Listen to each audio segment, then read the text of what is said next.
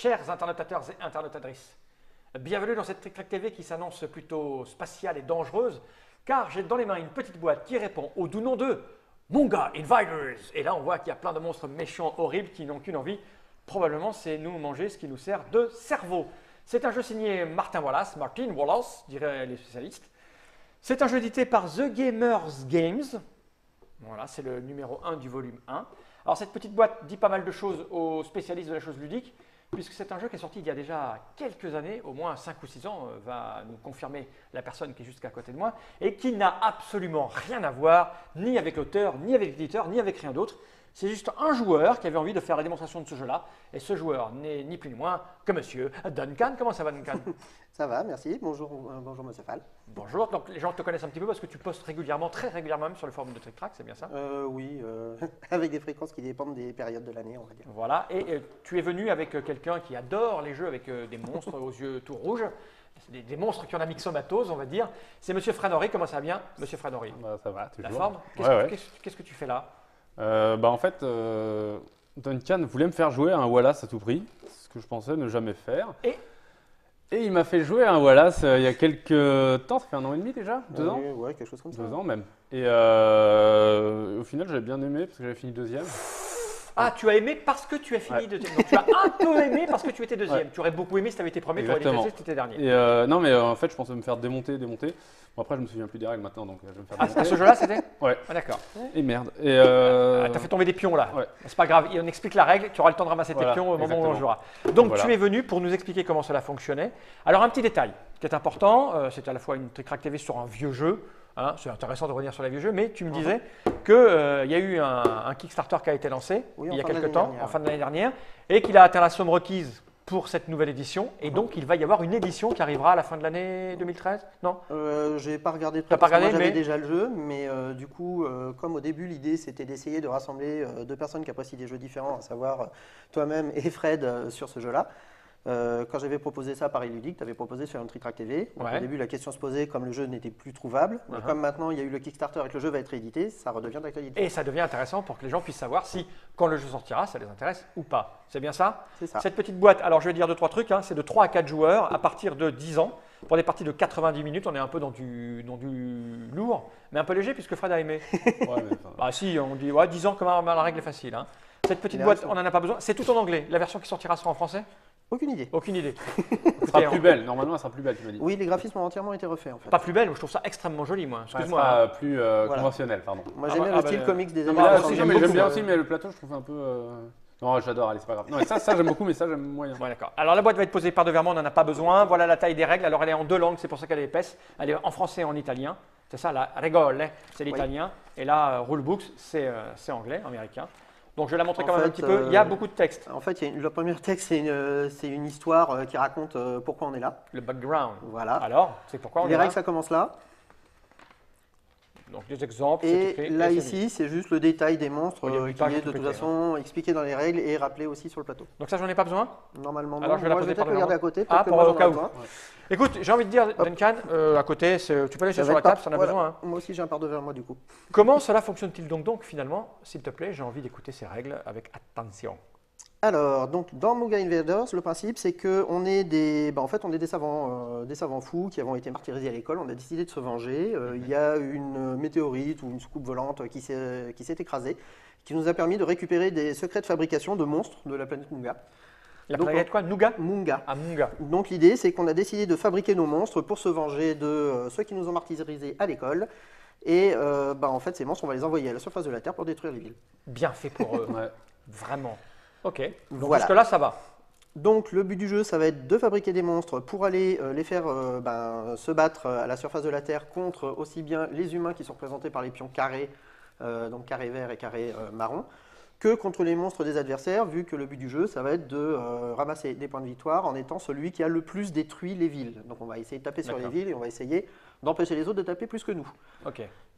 Éventuellement, on va aussi avoir 2 ou 3 villes, suivant le nombre de joueurs. Donc là, à 3 joueurs, ça va être 3 villes chacun, qu'on va essayer de protéger un peu, qui vont nous apporter des villes si elles n'ont pas été trop endommagées. D'accord, ok. Jusque-là, tout va bien.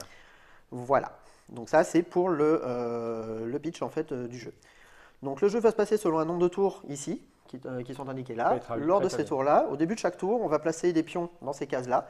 Donc au début de chaque tour, on va placer à 3 joueurs, 7 à 4 joueurs de 10 pions de cette couleur-là. Ces pions-là, en fait, qui vont être placés à chaque fois, vont représenter différentes actions. Donc il y a 6 types d'actions qu'on va pouvoir faire lors de son tour, plus quelque chose de spécial qui est représenté par ce pion qui est l'action de passer. Ces actions-là vont permettre pour les 3 actions numérotées par 1, 2 et 3 d'agir avec nos monstres. Et pour les actions 4, 5 et 6, d'agir avec les humains. Donc tous, on va pouvoir faire se déplacer, attaquer les humains pour essayer de gêner les autres. Donc le nombre d'actions qu'on va pouvoir faire est représenté par les pions qui sont présents dans la case. Donc le nombre de pions, c'est fixe sur le démarrage de chaque tour. Sauf qu'on va aussi lancer des dés pour rajouter des actions. Donc le nombre d'actions va quand même varier en fonction des tours et en fonction du moment de la partie. D'accord. Le nombre de dés qu'on va lancer, c'est le chiffre qui est indiqué dans les carrés gris qui sont ici. Donc, plus ça va avancer, moins on va avoir, plus on va avoir d'effets changeants au cours de la partie. Donc la mise en place, je pense que l'idée c'est que ici, donc cette mise en place elle est faite, donc on en a 7. Au premier tour on double ce nombre, puisque cette action-là va permettre de créer les monstres. Donc au début il faut qu'on puisse sortir les monstres quand même assez rapidement pour commencer à rentrer dans le vif du sujet. Donc on double ce nombre-là, donc c'est pour ça qu'au début il y en a 14. Ici on en place un nombre qui correspond au chiffre qui est indiqué dans le cercle blanc sur le nombre du tour. Donc là c'est 2 au départ. Ici on en place à 3 joueurs, à 4 joueurs, donc on va en placer 1. Donc celui-ci c'est pour faire attaquer les monstres. Celui-ci, ça va permettre de déplacer ou de cacher les monstres. On va voir que les monstres, en fait, sur les pions qui les représentent, ont un côté où on voit la silhouette normalement et un côté. Alors peut-être que sur une autre couleur, on verra mieux la différence. Ça, c'est de la putain de figurine. Voilà. Donc on voit, il y a un côté où c'est juste la silhouette, ça veut dire qu'il est caché. Et le côté où on a le personnage bien dessiné, ça veut dire qu'il est visible. Donc au début, quand on va créer un monstre, il va être visible, il va être caché, pardon. Et ensuite, quand ils vont commencer à attaquer, ils vont devenir visibles et pourront être atteints par les autres, personnages, par les autres monstres et par les humains. Ensuite, on a les héros. Donc les héros, eux, ils vont être placés sur le plateau. Le but des héros, le principal but des héros, ça va être de révéler les monstres cachés. Donc quand on va placer les héros, le but, ça va être d'essayer de révéler les monstres adverses cachés pour pouvoir les attaquer avant qu'ils aient pu faire des choses, profiter de leur immunité de dissimulation. Les 2 cases qui sont là, 5 et 6, ce sont les cases où on va mettre les pions militaires. Donc ils vont permettre de faire entrer en jeu des armées qui vont attaquer les monstres. Ces armées vont aussi servir à défendre les villes, c'est-à-dire que quand un monstre va attaquer une ville, d'abord on va avoir les unités blindées qui vont frapper, donc les unités blindées sont représentées par les pionchars, ensuite les monstres vont frapper, et après les unités d'infanterie vont frapper. D'accord. Donc il y a 2 cases qui vont permettre de faire arriver ces pions-là, la façon dont les pions arrivent, donc au début de chaque tour on va mettre un pion d'infanterie, et ensuite c'est en fonction des dés. Donc les dés, on y vient, début du tour, on va lancer un nombre de dés qui correspond au chiffre qui est indiqué ici. Donc au premier tour, par exemple, là, ce serait 3 dés. Alors on prend 3 dés. Voilà, alors on prend 3 dés. On va faire un exemple peut-être un petit peu plus intéressant. On va imaginer qu'on est plus loin. Par exemple, on est au 5e tour, on va prendre 6 dés. Donc on lance 6 dés, c'est 6 dés. C'est le chiffre gris en fait. Exactement. Donc on lance 6 dés et les dés vont représenter des pions qu'on va placer en plus dans les cases. Donc on en a 1 en 1, ça veut dire qu'on va rajouter un pion supplémentaire. Le 2 ici, on va rajouter donc un pion supplémentaire dans la case numéro 2, et ainsi de suite. Donc là, on en met 3 dans la case 4. Alors on en met 3 dans la case 4. Petite particularité, si jamais il n'y en a pas assez, puisqu'en tout il y en a 5, si jamais il n'y en a pas assez ici, le premier joueur, il est symbolisé par le petit pion noir qui est là-bas, donc il va donner un joueur au début et ensuite à chaque tour il tourne. Donc le premier joueur va en choisir sur le plateau qu'il va retirer pour placer dans la case. Donc on va toujours alimenter la case et c'est un moyen pour essayer de se libérer des endroits où ça pourrait nous gêner. Donc, de façon à mettre quand même les 3 qui sont ici. Un moyen pour essayer avec des jets de dés, excuse-moi, mais... oui, mais ça peut se provoquer. Ah oui, bah. Moi, j'adore tout ce que fait Kim Sato. Attention, tu vas encore faire tomber tous tes jetons. Ensuite, 5 et 6, on va mettre des pions ici. Les pions, on va les placer dans l'ordre qui est indiqué par les forces qui sont là. C'est-à-dire que si jamais les dés numéro 5, on en avait 2, on placerait d'abord une infanterie, plus ensuite un char. Si on en a 5, on va placer une infanterie, plus un char, plus alors ça c'est une attaque aérienne, plus une bombe atomique, plus une infanterie. Et on tourne comme ça. Military 2, ça va marcher pareil, sauf qu'il n'y a pas d'infanterie. On ne va mettre dessus que les armes les plus lourdes. Voilà, donc ces dés, ça va donner des actions en plus à faire dans le tour. Une fois que ça c'est fait, on va commencer, donc à partir du premier joueur, à faire des actions. Donc pour faire une action, un joueur va prendre... Donc ça, je vais enlever ceux qui ont été placés pour l'exemple. Donc lorsqu'on va faire une action, on dit « je veux faire cette action-là ». Donc on prend un pion pour représenter le fait qu'on fait l'action, et on réalise l'action. Et ensuite c'est au joueur suivant, et on continue comme ça jusqu'à ce que tout le monde ait passé. Je reviens sur le système de passe tout à l'heure. Quand il n'y a plus d'action, on va passer. D'accord. Mais passer, ça permet de continuer à faire des actions, mais par contre, on ne retient plus le tour de se terminer. D'accord. Donc le principe, c'est je prends le pion, je l'utilise pour faire mon action. Donc il y a des pions qui seront jetés tout de suite, il y en a d'autres qui seront stockés. Ensuite, donc on va continuer. À un moment, par exemple, dans les actions qui restent disponibles, il n'y a plus rien qui m'intéresse. Je vais dire je passe. Donc je vais utiliser mon pion pour passer. Supposons par exemple que je voudrais faire du déplacement, mais il n'y a plus d'action de déplacement, les autres ne m'intéressent pas. Je vais dire je vais passer, je vais poser mon pion sur la case d'une action. Là, ça veut dire j'ai passé. Donc je ne fais rien dans mon tour. Les autres joueurs peuvent continuer à jouer. Lorsque c'est à nouveau mon tour de jouer, je vais reprendre mon pion et je vais faire l'action sur laquelle j'avais posé le pion. C'est toujours considéré comme étant un fait de passer. C'est-à-dire que si ensuite les autres joueurs finissent par passer, le tour va se terminer.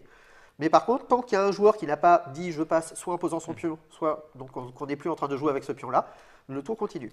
Donc quand on a commencé à jouer avec ce pion-là, on ne joue plus qu'avec ce pion-là. Donc on va faire une action un tour sur deux. Une fois, je vais dire je vais faire cette action le tour prochain.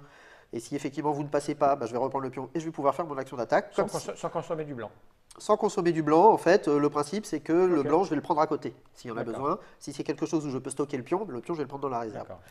Donc on continue comme ça. Quand tout le monde a passé, le tour se termine. Et pour le tour suivant, ce qu'on va faire, c'est on nettoie complètement ici. Donc on repart chaque fois avec les cases et on recharge de la même façon pour le tour suivant. La partie s'arrête soit à la fin du 8e tour, puisque nous sommes à 9e tour, pardon, puisque nous sommes à 3 joueurs, 8e tour si on est à 4 joueurs, ou alors à la fin d'un tour où un joueur a posé tous ses cubes, qui sont des cubes de dommages sur les villes. Donc on en a 20. Si jamais un joueur à la fin d'un tour dit moi j'ai posé mes 20 cubes, dans ce cas-là, à la fin du tour, la partie se termine. Et on va compter les points. Donc les points, je vais donner le détail plutôt tout à l'heure, là je vais parler plus des actions. Les actions, l'action de création et de soin. Donc l'action de création, c'est je prends un pion et je vais le poser sur une case. Donc les cases ici, ce sont les différents monstres que l'on a. Donc les monstres que l'on a ici sont représentés avec des pions, donc il y en a qui peuvent exister en plusieurs exemplaires. Et il y a 4 chiffres qui les représentent sur le plateau. Ces chiffres sont en haut le nombre de pions d'actions qu'il va falloir pour le créer. Autrement dit, ces monstres-là, par exemple, le kidou, là, si je veux le faire, je pose un pion ici, ça y est, j'ai créé un kidou. Donc j'enlève le pion. Un kidou. Un kidou. C'est le monstre gentil, le kidou. En fait, c'est le sidekick. C'est un monstre qui peut attaquer avec un autre monstre. Là où normalement on va faire attaquer une espèce de monstre donné, si elle est présente avec d'autres monstres, si on fait attaquer l'autre monstre, lui il va attaquer avec. Et l'idée c'est que quand je vais le créer, je vais le poser face, donc caché, sur n'importe quelle case de ville de mon choix. Il n'y a pas de limite dans le nombre de monstres qu'on peut avoir sur les cases qui sont là. Donc là il y a 12 villes qui sont représentées. Là ici, le Spector, il en faut 2. Donc là je vais poser un pion ici, et c'est aux autres joueurs, et au moment où je vais poser un deuxième, ça y est, j'ai créé mon Spector. Et hop, il va là-bas. Voilà. Alors, on n'a pas le droit de poser des pions sur une case si la case est vide. C'est-à-dire, si par exemple, il y a un monstre qui coûte 3 et que j'ai pas de monstre dans la case, j'en ai pas créé, je ne peux pas commencer à en mettre 2 parce qu'il y en a de disponibles pour dire si jamais je me le fais tuer, j'ai plus qu'à en placer un pour le recréer. Parce que des monstres qui sont tués, à une exception près, ils reviennent ici, on peut les refaire. Et pour pouvoir accumuler des pions sur une case, il faut qu'il y ait un monstre dans la case. Voilà. Hop. Jusque-là, tout est clair. Je raconterai après. Alors, pour soigner, les monstres, quand ils vont se prendre des dégâts, on va voir tout à l'heure, ils vont se prendre des marqueurs de dégâts sous la forme de pions. Alors, normalement, on les met dans la case, sauf ceux qui sont plusieurs exemplaires pour savoir sur lequel c'est. Et là, ils sont on peut les poser quand, directement. On atteint le chiffre qu'elle a. Exactement. Donc, le chiffre qui est ici, c'est la capacité de dégâts du monstre. Donc, lui, il en faut 2. Si un monstre a des dégâts, il est possible de le soigner en faisant une action de soin, mais il faut que le personnage soit caché pour pouvoir se soigner. Dans ce cas-là, je peux dépenser, il y a mon pion qui est là, qui est blessé. Je peux dire, je vais faire une action de soin, lui il est caché donc j'ai le droit de le faire, je dépense mon pion et hop, je retire un cube de dégâts. Donc c'est toujours un cube de dégâts par pion. Donc voilà ce qu'on peut faire avec les pions orange. Les pions d'attaque. Les pions d'attaque, je vais prendre un pion d'attaque, je vais le placer sur un monstre pour faire attaquer. Deux solutions, soit je décide de le faire attaquer tout de suite, soit je décide de cumuler des pions d'attaque pour faire une attaque plus forte plus tard. Je peux donc cumuler les pions. Pour pouvoir cumuler des pions blancs sur une case, il faut qu'il y ait au moins un monstre en jeu. On ne peut pas les stocker à l'avance alors que le monstre n'est pas encore présent sur la surface de la Terre. Mais tu les stockes dans la case du monstre présent. Dans la case du monstre. Si par exemple j'ai ces deux-là qui sont placés, je vais les stocker ici. Quand je vais faire attaquer, ils vont tous attaquer avec la même force. Donc je peux dire lui il attaque, ou les deux attaquent avec la même force. Il n'y a que là que tu les poses. Voilà. Donc là je les pose ici. Là tu ne peux pas. Là, je ne peux pas. Bon. Je ne l'ai pas encore créé. Il a été créé, je peux commencer à stocker ici. À chaque fois que je vais mettre un pion blanc dans la case, donc c'est quand je vais poser un pion blanc dessus, je vais décider est-ce que je me contente de faire monter en force ou est-ce que je le fais attaquer à ce moment-là. Quand je décide de le faire attaquer, je peux lui faire attaquer en consommant autant des pions blancs que je veux. Et chaque pion blanc va me permettre de lancer un nombre de dés qui correspond à la valeur d'attaque qui est présente ici. Donc là, si tu prends les 3, ça fait 6 dés. Exactement. C'est clair, facile, simple, efficace. Voilà. Donc, si jamais il y a plusieurs monstres de la même espèce, chacun des monstres va pouvoir attaquer avec le même score. Ok. Donc les 6 dés. Les attaques, je lance les dés, pour toucher, il faut faire 4 ou plus, c'est-à-dire c'est d'une chance sur 2. 1, 2, 3, ça rate, 4, 5, 6, ça touche. Ok. Pour chaque touche réussie, il y aura des dégâts qui sont occasionnés, on va voir à qui quand on va voir les combats juste après. Déplacement, dissimulation, quand je prends un pion violet, je vais, donc là par contre il se dépense tout de suite, quand je prends un pion violet, je vais pouvoir déplacer un de mes monstres, ou bien faire se cacher un monstre qui serait révélé. Je peux dire, lui, il va se planquer. D'accord.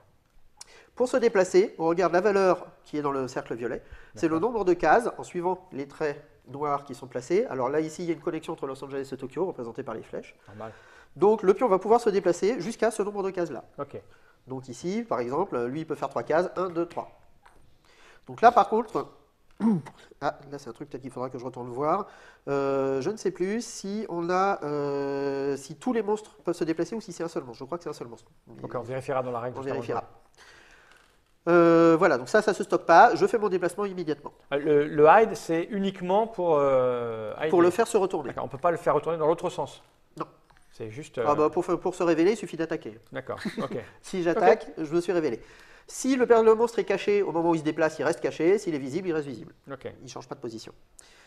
Ensuite, l'action héros. Donc je prends un héros et je le pose dans une case. Quand on va le poser dans une case, donc il va avoir un double effet. D'abord, tous les monstres qui sont cachés, on va faire un jet. Donc pour le héros, pour savoir s'il va révéler les monstres. Donc pour chaque monstre caché, on va lancer un dé. Alors c'est toujours pareil, hein. De toute façon, tous les jets de dés, là c'est du 4-6 pour réussir. Donc si j'ai un héros, que là j'ai un monstre qui est caché, eh bien, pour le monstre là, je vais lancer le dé pour savoir 4 à 6, il est révélé. Ok. Si jamais il y avait déjà un héros dans la case et que je place un deuxième héros dans cette case-là, en fait, à chaque fois qu'on va placer un héros, on va relancer les dés pour tous les héros présents. Ah oui, d'accord. Ah oui.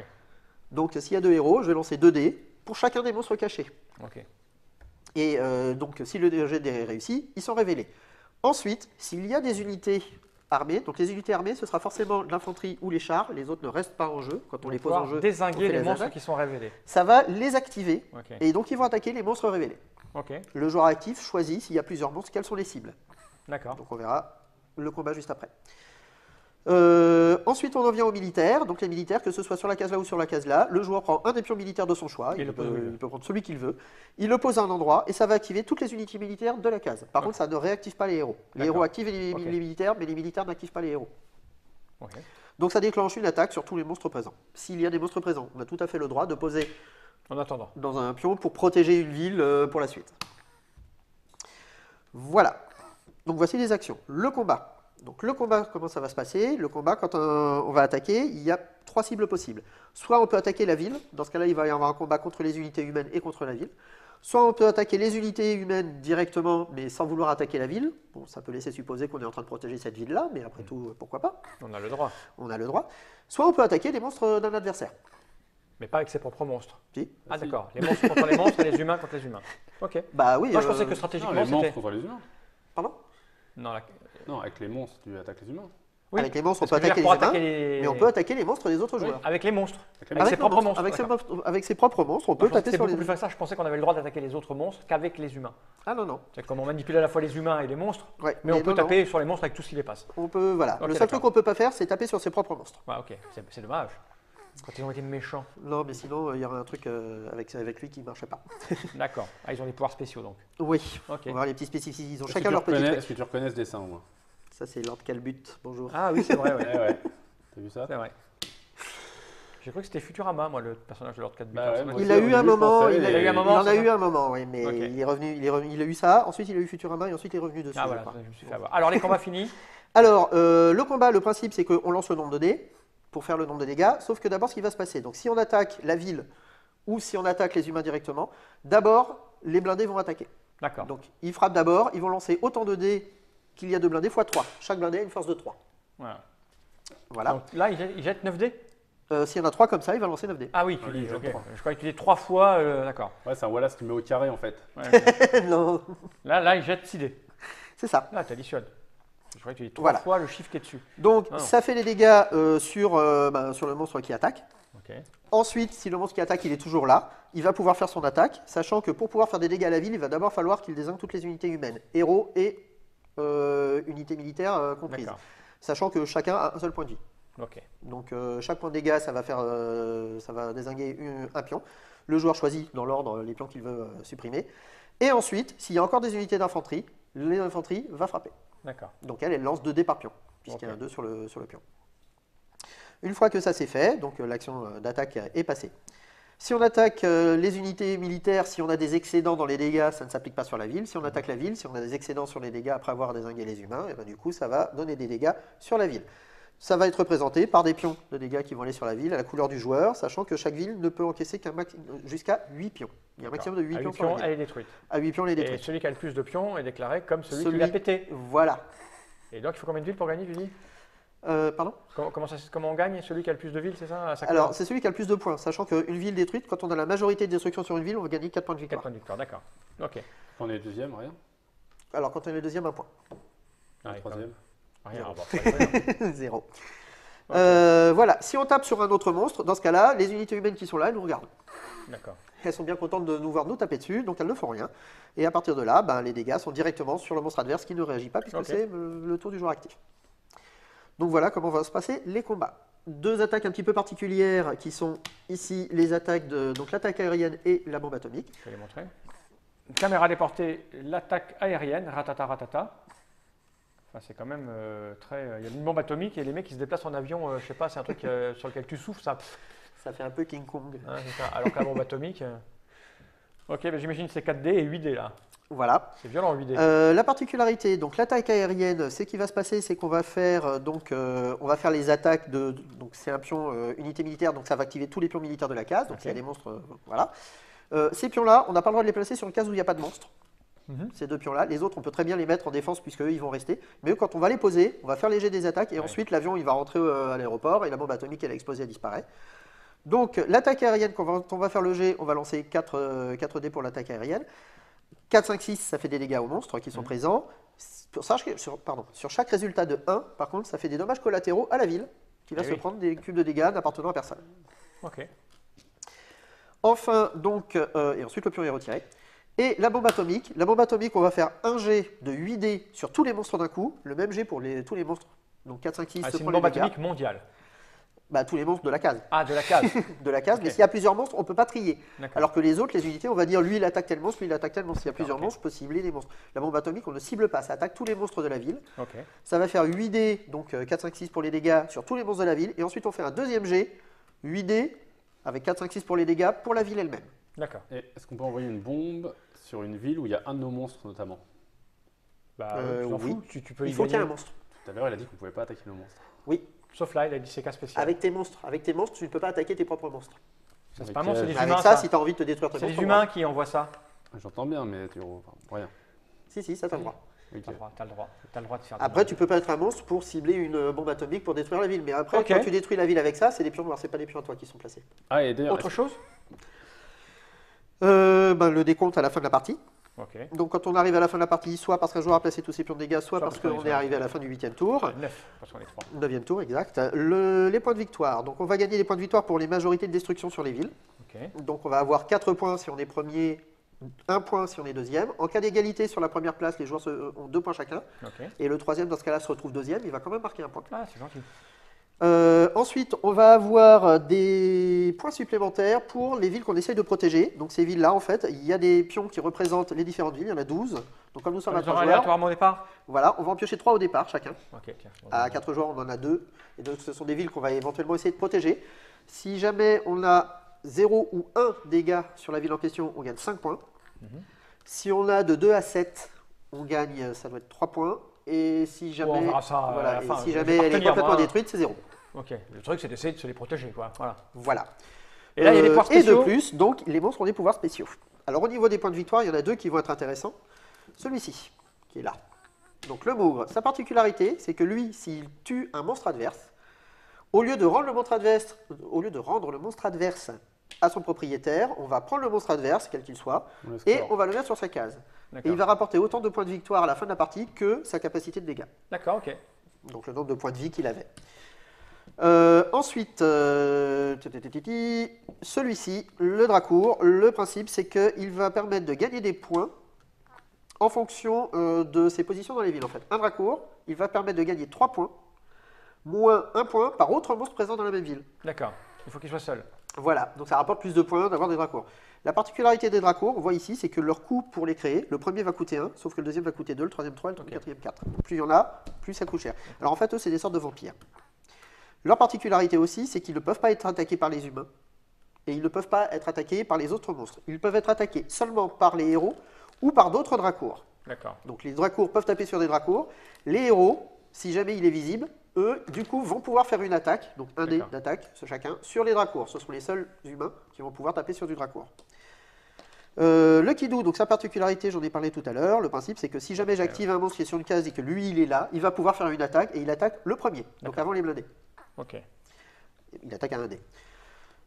Sans avoir besoin de dépenser des pions blancs qui seraient sur sa case. Après, si on veut dépenser des pions blancs qui seraient sur sa case, on peut lancer plus de dés, du coup. Le Spectour, le principe, lui, c'est que si jamais, c'est un peu le cerveau pour les monstres, si jamais il est en jeu, à chaque fois qu'on va prendre un pion de déplacement, on va pouvoir faire 2 actions de déplacement. Soit avec le même monstre, soit avec 2 différents. Ou de se cacher. Sur tout le monde, y compris lui-même. Voilà, il est là, je prends un pion, c'est comme si j'avais pris 2 pions d'un coup. D'accord. Le Shagou, lui, il peut attaquer des monstres pour les faire se révéler. Donc des monstres cachés, s'il est présent dans l'endroit, il va pouvoir faire une attaque sur un monstre caché, le monstre est révélé et ensuite il fait son attaque. Donc même si l'attaque a échoué, le monstre qui a été attaqué est révélé. Le fait qu'il attaque, dans tous les cas, un monstre qui attaque est révélé. Donc il se révèle lui-même en même temps. Le Bloom, il y en a 3. Le principe... Bah, il y a 2 autres. Ouais, c'est le blob. Oui, bah, c'est un peu ça. Donc le blob, ok. Non, tu le dis comme ça, j'ai le blob. Le blob, non mais blob ça me va aussi. Le blob, donc quand il est en jeu, donc le premier qu'on va poser, il va coûter 3 à invoquer, enfin invoquer à créer. Après, les suivants, soit ils vont coûter 3, soit si je les crée dans la même case ou sur une case adjacente, 2. Ils vont coûter que 2. D'accord. Voilà. Lui, j'en ai parlé, et lui, sa capacité, c'est que il tape fort. Ok, d'accord. Il tape fort, il tape à 3D par pion blanc. Pour taper sur les villes, donc on peut taper sur les humains, ça tout le monde peut le faire. Sauf que pour taper sur les villes, c'est que ces 3 monstres-là qui sont les plus gros qui peuvent le faire, ce qui est rappelé par le petit icône de ville ici. Ok. C'est tout? Et avec ça, j'ai fini. Est-ce que tu vas te rappeler de tout?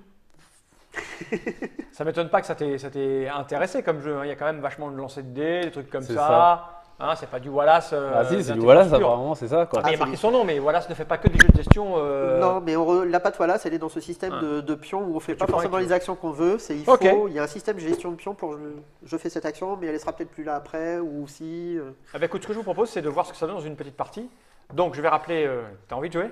Ouais. Il a envie de jouer. C'est Munga Invaders, Mad Scientist and Atomic Monster Attack the Earth. Et t'as vu? Ça, c'est du thème par contre. Moi, j'ai arrêté d'écouter ça. J'ai arrêté d'écouter l'anglais en 6e. Ouais, c'est un thème fort. C'est un thème fort. Pour un Wallace, c'est très étonnant du reste. Hein. La boîte est magnifique. Donc, c'est édité par Triem et Trifrog Games. Et aussi Playsit, The Gamers Games. Il y a des noms partout sur cette boîte. Hein. Je sais qui a lancé le Kickstarter, tu le sais ou pas? C'est Martin Wallace? Aucune idée. Je sais pas. J'avoue qu'en bon égoïste que je suis, j'étais content d'avoir le jeu, donc je l'avais déjà. Ok, on a dit toutes les informations, 3-4 joueurs, 90 minutes, 10 ans minimum. Voilà, ce que je vous propose, c'est de dire au revoir à tout le monde. Merci Duncan, merci Fred d'être venu jusque-là. Je vais lancer le générique pour qu'on puisse On va faire des petits échauffements avant de se lancer dans la partie. Ouais, on va boire un café aussi. On va boire un café et après on se fight la gueule à coups de monstre. Je suis déjà fatigué. Écoutez tout ça, putain. Non mais c'est trop. C'est trop. Moi je jouais à Villa Paletti, tranquille. Faudrait de la pâte à fixe en fait dans les boîtes de jeu avec Fred. Ok, merci pour tout ça et on se retrouve juste après ce générique. Merci.